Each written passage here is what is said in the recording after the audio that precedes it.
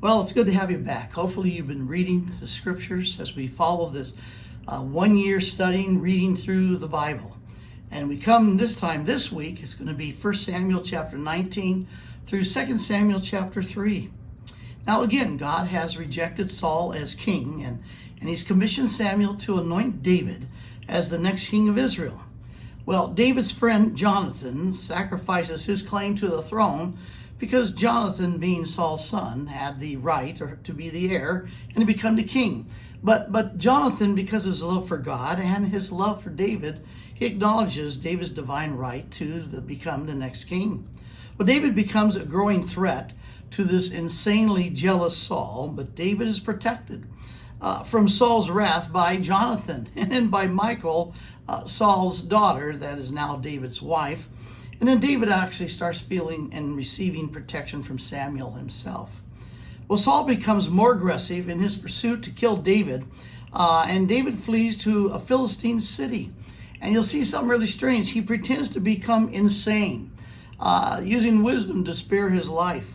But later he flees again, this time gathering a band of men who later become known as his warriors.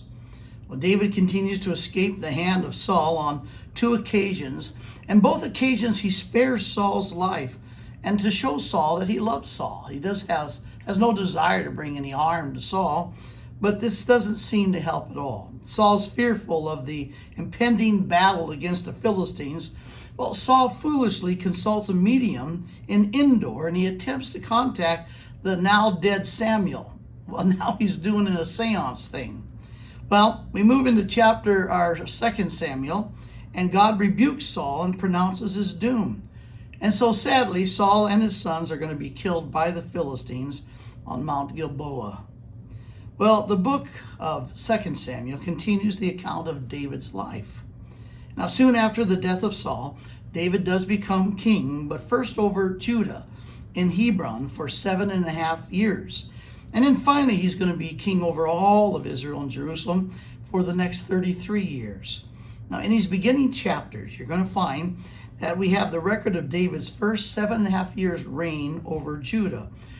Because up north, the other son of Saul is appointed as king by Abner. Abner was the head of Saul's army, and he uses Saul's son as a puppet king of the northern tribes of Israel. Well, David's allies, led by, remember, his great general Joab, defeats Abner's forces, and Abner changes sides, kind of a Benedict Arnold thing, and he joins the northern tribes. And actually, that starts bringing the southern tribe, the 2 tribes there of Judah and Benjamin, in cooperation with the northern 10 tribes. The only thing is that Joab is still revengeful, and Joab, who's the general of David's army, kills Abner in revenge. Well, this is going to bring into our reading for this next section, 2 Samuel chapter 4 through 18. We'll pick that up next week. But again, now remember, keep on reading, because this is the Spirit of God preparing you to not be ashamed of yourself, rightly dividing the word of truth.